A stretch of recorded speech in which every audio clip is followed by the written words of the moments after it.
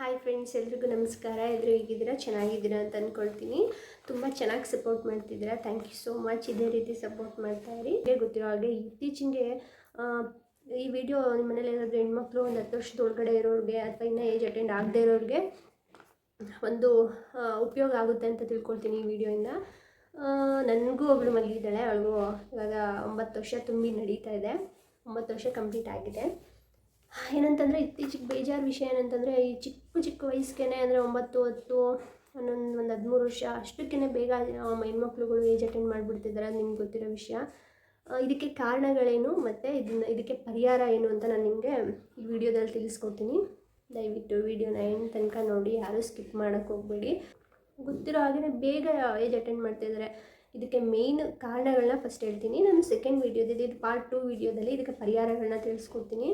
ಇದಕ್ಕೆ ಮೇಯ್ನ್ ಕಾರಣ ಏನಂತ ಅಂತಂದರೆ, ನಾವು ಬಳಸ್ತಾ ಇರೋವಂಥ ಫುಡ್ಗಳು ಮೇಯ್ನ್ ಕಾರಣ ಆಗುತ್ತೆ. ಇದು ಬೇಗ ಮಕ್ಕಳಿಗೆ ಏಜ್ ಅಟೆಂಡ್ ಮಾಡೋದು.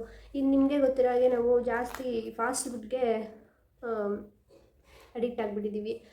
ನಾವು ಈಚೆ ಹೋದ್ರೂ ಅಷ್ಟೇ ಮನೇಲಿ ಊಟನೇ ಮಾಡೋದು ಬೇಡ, ಅಲ್ಲೇ ತಿನ್ಬಿಡೋದು. ಪಿಜ್ಜಾ, ಬರ್ಗರು, ಅದು ಆಮೇಲೆ ಗೋಬಿ, ಪಾನಿಪುರಿ, ಮಸಾಲೆ ಪುರಿ, ದಹಿ ಪುರಿ, ಎನಿವನ್ನು ಈ ಥರ ಜಾಸ್ತಿ ಅಡಿಕ್ಟ್ ಆಗಿದ್ದೀವಿ ಈಗಿನ ಜನ್ರೇಷನ್ಗೆ ಊಟದ್ದು ಇದರಲ್ಲಿ.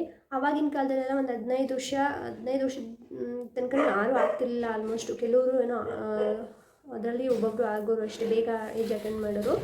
15 ವರ್ಷದ ತನಕ ಆಗ್ತಿರ್ಲಿಲ್ಲ. ಈಗ ಇತ್ತೀಚಿನ ದಿನಗಳಲ್ಲಿ ಯಾವಾಗ ಆಗ್ತದೆ, ಹೆಣ್ಮಕ್ಳು ಇರೋರಿಗೆ ಯಾವಾಗ ಆಗ್ಬಿಡ್ತಾರಪ್ಪ ಅಂತ ಅನ್ನೋಷ್ಟು ಗೊತ್ತೇ ಆಗೋಲ್ಲ. ಯಾವಾಗ ಬೇಕಾದರೂ ಆಗ್ಬೋದು ಅನ್ನೋ ಒಂದು ಭಯ ಇದ್ದೇ ಇರುತ್ತೆ ಈಗಿನ ಜನ್ರೇಷನ್ ಹೆಣ್ಮಕ್ಳಿಗೆ. ಇದರಲ್ಲಿ ಫುಡ್ಡು ಅಂದರೆ ನಾನು ಹೇಳ್ದಂಗೆ ಆವಾಗಿನ ಫುಡ್ಡು ರೀತಿಯೇ ಬೇರೆ ಇತ್ತು. ಅವಾಗೆಲ್ಲ ಕೆಮಿಕಲ್ ಇರಲಿಲ್ಲ, ಮತ್ತು ಈ ಫಾಸ್ಟ್ ಫುಡ್ ಅಂತ ಏನೂ ಗೊತ್ತಿರಲಿಲ್ಲ. ಈಗ ನಮ್ಮದೇ ತಗೊಳ್ಳಿ, ನಾವು ಇರಬೇಕಾದ್ರೆ 10th ಅವಾಗೆಲ್ಲ ಇರಬೇಕಾದ್ರೆ ಈ ಪಿಜ್ಜಾ ಏನು, ಬರ್ಗರ್ ಹೆಂಗಿರುತ್ತೆ, ಈ ಆಲೂಗೆಡ್ಡೆದು ಅದು ಫ್ರೆಂಚ್ ಫ್ರೈಸ್ ಹೇಗಿರುತ್ತೆ, ಮತ್ತು ಪಾನಿಪುರಿ, ಗೋಲ್ಗಪ್ಪ, ಗೋಬಿ ಮಂಚೂರಿ ಆಗಿರ್ಬೋದು, ಎನಿವನ್ನು ಇದು ಯಾವುದೂ ನನಗೆ ಪರ್ಸ್ನಲಿ ಗೊತ್ತಿರಲಿಲ್ಲ. ಅಂದರೆ ಈಗಿನವ್ರಿಗೆ ಅದೇ ಮಾತೆತ್ತಿದ್ರೆ ಗೋಬಿ ಬೇಕು, ಪಾನಿಪುರಿ ಬೇಕು, ಮತ್ತು ಗೋಲ್ಗಪ್ಪ ಬೇಕು, ಪಿಜ್ಜಾ ಬೇಕು, ಬರ್ಗರ್ ಬೇಕು, ಮತ್ತು ಬೇಕ್ರಿ ಐಟಮ್ ಮೊಟ್ಟೆ ಪಪ್ಸ್ ಆಗಿರ್ಬೋದು, ಚಿಪ್ಸು, ಎನಿವನ್ನು ಎಲ್ಲ ಬರೀ ಈ ಕೊಬ್ಬಿನ ಅಂಶ ಇರುವಂಥ ಪದಾರ್ಥಗಳನ್ನ ಈಗಿನ ಮಕ್ಕಳು ಇಷ್ಟಪಡೋದು. ಅಂದರೆ ಅವ್ರು ಇಷ್ಟಪಡ್ತಾ ಇದ್ದಾರೋ ಅಥವಾ ನಾವೇ ಅವ್ರಿಗೆ ಕಲಿಸ್ತಿದ್ದೀವೋ ತಿನ್ನೋದನ್ನ, ಈ ಥರ ಐತೆ ಅಂತೆಲ್ಲ ಗೊತ್ತಿಲ್ಲ. ಈ ಮೇಯ್ನು ಫುಡ್ಡಿಂದ ಈ ಒಂದು ಬೇಗ ಏಜ್ ಅಟೆಂಡ್ ಮಾಡೋಕ್ಕೆ ಇದು ಒಂದು ಕಾರಣ. ನೆಕ್ಸ್ಟು ಚಿಕ್ಕ ಮಕ್ಕಳಿಗೆಲ್ಲ ಆಲ್ಮೋಸ್ಟ್ ಮೇಕಪ್ಪು ಕೂಡ ಇದಕ್ಕೆ ಒಂದು ಕಾರಣ ಅಂತ ಹೇಳ್ಬೋದು. ಈ ನೈಲ್ ಪಾಲಿಶ್ ಹಾಕೋದಿರ್ಬೋದು. ಈಗಿನ ಗೊತ್ತಿಲ್ಲ, ಈಗಿನ ಚಿಕ್ಕ ಮಕ್ಕಳೇ ಆಲೇ ಒಂಥರ ಆ್ಯಟಿಟ್ಯೂಡ್ಗಳಿರುತ್ತೆ ಅವ್ರಿಗೆಲ್ಲ. ನೈಲ್ ಪಾಲಿಶು, ಮೇಕಪ್ಪು ಮತ್ತು ಲಿಪ್ಸ್ಟಿಕ್ಕು ಡೈಲಿ ಯೂಸ್ ಮಾಡೋದು, ಇದರಿಂದನೂ ಕೂಡ ಇದು ಒಂದು ಹಾರ್ಮೋನ್ ಚೇಂಜಕ್ಕೆ, ಇಂಬ್ಯಾಲೆನ್ಸ್ ಆಗೋದಕ್ಕೆ ಇದು ಒಂದು ಕಾರಣ. ಡೈಲಿ ಲಿಪ್ಸ್ಟಿಕ್ ಆಗಿರ್ಬೋದು, ಮತ್ತು ನೈಲ್ ಪಾಲಿಶ್ ಆಗಿರ್ಬೋದು, ಮೇಕಪ್ಪು, ಇದರಿಂದನೂ ಕೂಡ ಬೇಗ ಏಜ್ ಅಟೆಂಡ್ ಮಾಡ್ತಿದ್ದಾರೆ.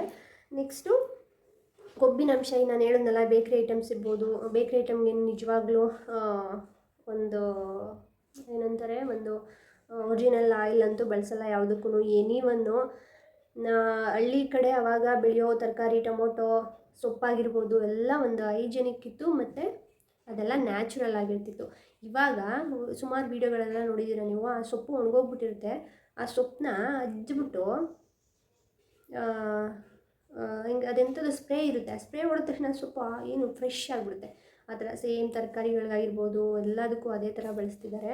ಡಬಲ್ ಫೀಲ್ ಆಗುತ್ತೆ. ಅದು ಒಂದು 3 ದಿನ ಅಥವಾ 5 ದಿನ ಒಂಥರ ಏನೋ ಮೂಡ್ ಅಪ್ಸೆಟ್ ಆಗಿರುತ್ತೆ, ಅನ್ಕಂಫರ್ಟಬಲ್ ಫೀಲು, ಏನೂ ಮಾಡೋಕ್ಕೆ ಮನಸ್ಸಾಗಲ್ಲ. ಈ ಥರ ಏನೋ ಆ ಥರ ನಮಗೆ ಆಗುತ್ತೆ ಅಂದಮೇಲೆ ಆ ಚಿಕ್ಕ ಮಕ್ಕಳು ಬೇಗ ಆದರೆ ಅವ್ರು ಹೆಂಗೆ ಅದನ್ನು ತಗೋತಾರೆ, ದೈಹಿಕವಾಗಿರ್ಬೋದು, ಮಾನಸಿಕವಾಗಿರ್ಬೋದು, ಅದನ್ನ ಹೆಂಗೆ ಅಕ್ಸೆಪ್ಟ್ ಮಾಡ್ತಾರೆ, ಅಥವಾ 5 ದಿನನ ಅವ್ರು ಯಾವ ಥರ ಫೇಸ್ ಮಾಡ್ತಾರೆ ಅಲ್ವಾ. ತುಂಬ ಕಷ್ಟ, ಅದು ಹೇಳೋಕ್ಕಾಗಲ್ಲ. ಮತ್ತು ಆದಷ್ಟು ಇನ್ನೊಂದು ಕಾರಣ ಏನು ಅಂತಂದರೆ, ಆ್ಯಕ್ಟಿವಿಟೀಸ್ ಮಾಡಿಸಿ ಅವ್ರಿಗೆ ಜಾಸ್ತಿ. ಮುದ್ದು ಮಗಳು, ನಮ್ಮ ಮಕ್ಕಳು, ನಾವು ಕೆಲಸ ಏನೂ ಕೊಡಬಾರ್ದು ಅಂತಲ್ಲ, ಸ್ವಲ್ಪ ಅವ್ರು ಮಾಡಲೇಬೇಕು ಅಂತಲ್ಲ, ಇದಕ್ಕೆ ಅಂತಲೂ ಅಲ್ಲದೆ ಇದ್ರೂ ಅವರು ಕಲಿಬೇಕು. ಮುಂದೆ ಯಾರ ಕೈಲೂ ಏನೋ ಅನ್ನಿಸ್ಕೋಬಾರ್ದು ಬರಲ್ಲ ಅಂತ. ಎಲ್ಲನೂ ನಾವು ಕಲಿಸಿರ್ಬೇಕು, ಅವ್ರು ಕಲ್ತಿರಬೇಕು. ಅವ್ರಿಗೆ ಸಮಯ ಬಂದಾಗ ಅದನ್ನು ಉಪಯೋಗಿಸ್ಕೊಳ್ಳೋ ಥರ ನಾವು ಅವ್ರಿಗೆಲ್ಲನೂ ಕಲಿಸಿರ್ಬೇಕು. ಅದಕ್ಕೆ ನಾನು ಹೇಳ್ತಾ ಇರೋದೇನಂತಂದರೆ ಆ್ಯಕ್ಟಿವಿಟೀಸ್ ಅಂದರೆ ಮನೆ ಕೆಲಸಗಳನ್ನ ಸ್ವಲ್ಪ ಗುಡಿಸೋದಾಗಿರ್ಬೋದು, ಜಾಸ್ತಿ ಕೆಲಸ ಎಲ್ಲ ಗುಡಿಸೋದಾಗಿರ್ಬೋದು, ಮನೆ ಒರೆಸೋದಾಗಿರ್ಬೋದು, ಪಾತ್ರೆ ಏನೋ ಒಂದು. ಮತ್ತು ಅದೊಂದು ಕಾರಣ, ಆ್ಯಕ್ಟಿವಿಟೀಸ್ ಮಾಡೋಕ್ಕೆ ಬಿಡ್ತಾಯಿಲ್ಲ. ನೆಕ್ಸ್ಟ್ ಇನ್ನೊಂದು ಕಾರಣ ಏನಂತಂತಂದರೆ ಆಟ ಆಡೋಕ್ಕೆ. ಈಗ ನೋಡಿ ನಾವೆಲ್ಲ ಹಿಂಗೆ ಆಟ ಆಡ್ತಿದ್ವಿ. ಅವಾಗೆಲ್ಲ ಭಯನೇ ಇರಲಿಲ್ಲ ನಮ್ಮ ಮನೆಯವ್ರುಗಳಿಗೆ. ಎಲ್ಲೋ ಹೋಗಿದ್ದಾರೆ ಅಂತಂದರೆ ಬರ್ತಾರೆ ಆಟ ಆಡ್ಕೊಂಡು, ಅಷ್ಟು ಧೈರ್ಯ ಇರ್ತಿತ್ತು ಅವ್ರಿಗೆ, ಬಂದೇ ಬರ್ತಾರೆ ಅಂತ. ಈಗೆಲ್ಲಿ ನಾವು ಈಚೆ ಓಡೋದ್ರು ಅವ್ರ ಹಿಂದೆನೇ ಹೋಗಿರ್ತೀವಿ, ಅಷ್ಟು ಭಯ ನಮಗೆ. ಆಮೇಲೆ ಈ ಸಿಚುವೇಷನ್ನು ಈ ಜನ್ರೇಷನಲ್ಲೂ ಅದೇ ಥರ ಆಗಿಬಿಟ್ಟಿದೆ. ಮಕ್ಕಳನ್ನ ಈಚೆ ಬಿಡೋಕ್ಕಾಗದೇ ಇರೋವಂಥ ಪರಿಸ್ಥಿತಿಗಳು ಬಂದುಬಿಟ್ಟಿದೆ. ಏನೂ ಮಾಡೋಕ್ಕಾಗಲ್ಲ. ನಾವು ಹೆಂಗೆ ಆಟ ಆಡ್ತಿದ್ವಿ, ಸ್ಕೂಲ್ ಬಿಟ್ಟ ತಕ್ಷಣ, ಸ್ಕೂಲ್ ಬಿಟ್ಟರೆ 4 ಗಂಟೆಗೆ ಬಿಟ್ಟರೆ 6 ಗಂಟೆಗೆ ಮನೆಗೆ ಹೋಗ್ತಿದ್ವಿ. ಯಾವುದೋ ತೋಟಕ್ಕೆ ಹೋಗೋದು, ಯಾವುದೋ ಒಂದು ಮರ ಹತ್ತೋದು, ಯಾವುದೋ ಒಂದು ಹಣ್ಣು ಗಿಡ ಅಲ್ಲಿ ಇಲ್ಲಿ ಸುತ್ಕೊಂಡು ಚೆನ್ನಾಗಿ ತಿಂದ್ಕೊಂಡು 6 ಗಂಟೆಗೆ ಮನೆಗೆ ಹೋಗ್ತಾಯಿದ್ವಿ. ಮತ್ತು ರಜೆಗಳ ಟೈಮಲ್ಲೂ ಅಷ್ಟೇ. ಆಮೇಲೆ ಫ್ರೆಂಡ್ಸ್ ಜೊತೆ ಆಗಿರ್ಬೋದು, ಎಲ್ಲೆಲ್ಲೋ ಹೋಗ್ತಿದ್ವಿ. ಕಾಡು ಬೆಟ್ಟ ಎಲ್ಲ ಹತ್ತೋದು, ಕಾಡು ಮರ ಹತ್ತೋದು, ಆಟ ಎಲ್ಲ ಹೆಂಗೆ ಆಟ ಆಡ್ತಿದ್ವಿ. ಈಗಿನ ಮಕ್ಕಳಿಗೆ ಪಾಪಚ್ಚಿ ಬೆಳಗ್ಗೆ ವ್ಯಾನ್ ಬಂದು ಕರ್ಕೊಂಡು ಹೋಗುತ್ತೆ, ಸಂಜೆ ಬಂದು ಕರ್ಕೊಂಡ್ಬಿಡುತ್ತೆ. ನೆಕ್ಸ್ಟು ಹೋಮ್ವರ್ಕು, ಬರೆಯೋದು, ಓದೋದು, ಉಣ್ಣೋದು, ತಿನ್ನೋದು, ಮಲ್ಕೊಳ್ಳೋದು, ಇಷ್ಟೇ ಆಗ್ಬಿಟ್ಟೈತೆ ಅವ್ರ ಲೈಫು. ಮತ್ತು ಮಾಲ್ಗಳಲ್ಲಿ ಆಟ ಆಡಿಸೋದು, ಅದೇಂತ ಮಾಲ್ಗಳಲ್ಲಿ ಯಾವ ಆಟ ಏನು ಆಡಿಸ್ತಾರೆ ಅಂತ ಗೊತ್ತಾಗಲ್ಲ, ಅದರಿಂದ ಏನು ಪ್ರಯೋಜನ ಅಂತ. ಮತ್ತು ಇನ್ನೊಂದು, ಮಕ್ಕಳನ್ನ ಯಾವುದಾದ್ರು ಒಂದು ಆ್ಯಕ್ಟಿವಿಟೀಸ್ಗೆ ಸೇರಿಸಬೇಕು. ಅವ್ರ ಮನೆಗೆ ಹೋಗಿ ಫಂಕ್ಷನ್ ಮುಗಿಸ್ಕೊಂಡು ಬಂದ ಆ ಫಂಕ್ಷನ್ ನೋಡೋಕ್ಕೆ ಖುಷಿ, ಬಟ್ ಆ ಫೀಲ್ನ ಅವರು ಅದು ಹೆಂಗೆ ತಗೋತಾರೆ ಚಿಕ್ಕ ಮಕ್ಕಳು. ನಾವಂತೂ ಅದನ್ನು ತಡೆಯೋಕ್ಕಂತೂ ಆಗಲ್ಲ. ಅದು ಯಾವಾಗ ಆಗಬೇಕೋ ಅವ್ರ ಬಾಡಿಗೆ ತಕ್ಕ ಆಗಬೇಕು. ಬಟ್ ಈ ನಾನು ಹೇಳಿದ್ನಲ್ಲ, ಆ ಕಾರಣಗಳನ್ನ ಸ್ವಲ್ಪ ನಾವು ಅವಾಯ್ಡ್ ಮಾಡಿಕೊಂಡ್ರೆ ಆದಷ್ಟು ಅದನ್ನ ಪೋಸ್ಟ್ಪೋನ್ ಮಾಡ್ಬೋದು, ಅದನ್ನ ಮುಂದಕ್ಕೆ ಹಾಕ್ಬೋದು ಅಂತ ಸುಮಾರು ನಾನು ಹೇಳಿದ್ನಲ್ಲ, ಡಾಕ್ಟರ್ ಸಜೆಷನ್ಸಿಂದ ಮತ್ತು ದೊಡ್ಡವ್ರನ್ನ ಕೇಳಿ ಆವಾಗಿನ ಸಿಚುವೇಷನ್ನು, ಆವಾಗಿನ ಲೈಫ್ ಸ್ಟೈಲು ಮತ್ತು ಈಗಿನ ಲೈಫ್ ಸ್ಟೈಲ್ನ ತಿಳ್ಕೊಂಡು ನಾನು ಈ ವಿಡಿಯೋ ಮಾಡ್ತಾ ಇರೋದು. ಇದು ಕಾರಣಗಳೇನು ಅಂತ ಹೇಳಿದೆ. ನೆಕ್ಸ್ಟ್ ವಿಡಿಯೋದಲ್ಲಿ ಇದು ಕಾರಣ ಏನಂತಂದರೆ, ನಾನು ಹೇಳ್ದಂಗೆ ಒಂದು ಊಟ, ಫಾಸ್ಟ್ ಫುಡ್ಡು ಆವಾಗಿನ ಥರ ಬೇರೆ ಇತ್ತು, ಇವಾಗಿನ ಬೇರೆಯೇ ಇತ್ತು. ಮತ್ತು ಕೊಬ್ಬಿನ ಅಂಶಗಳಿಂದ, ಅಂದರೆ ಬೇಕ್ರಿ ಐಟಮ್ಸ್ ಎಲ್ಲ ಜಾಸ್ತಿ ತಿನ್ನೋದ್ರಿಂದ, ಮತ್ತು ಆ್ಯಕ್ಟಿವಿಟೀಸ್ನ ನಾವೇನು ಮಾಡಿಸ್ತಾ ಇಲ್ಲ ಅವರಿಗೆ. ಸುಮ್ಮನೆ ಮನೇಲಿ ಓದು ಬರೀ ಇಷ್ಟೆಲ್ಲ ಕೂರಿಸಿದ್ದೀವಿ. ಮತ್ತು ದಿನ ಮೇಕಪ್ಪು ಅಳವಡಿಕೆ. ಮತ್ತು ಇನ್ನೊಂದು ಮೇಯ್ನ್ ಕಾರಣ ಮೊಬೈಲ್ ಯೂಸ್ ಮಾಡೋದನ್ನ, ಅದರಿಂದನೂ ಕೂಡ ಹಾರ್ಮೋನ್ ಇಂಬ್ಯಾಲೆನ್ಸ್ ಆಗುತ್ತೆ. ಇದು ಕೂಡ ಒಂದು ಕಾರಣ, ಹೆಣ್ಮಕ್ಳು ಬೇಗ ಏಜ್ ಅಟೆಂಡ್ ಆಗೋದಕ್ಕೆ. ಇಷ್ಟು ಇದಕ್ಕೆ ಕಾರಣಗಳು ಏನಕ್ಕೆ ಬೇಗ ಆಗ್ತಾರೆ ಅಂತ ನಾನು ನೆಕ್ಸ್ಟ್ ವಿಡಿಯೋದಲ್ಲಿ ಇದಕ್ಕೆ ಪರಿಹಾರಗಳನ್ನ ತಿಳಿಸ್ಕೊಡ್ತೀನಿ ನಿಮಗೆ.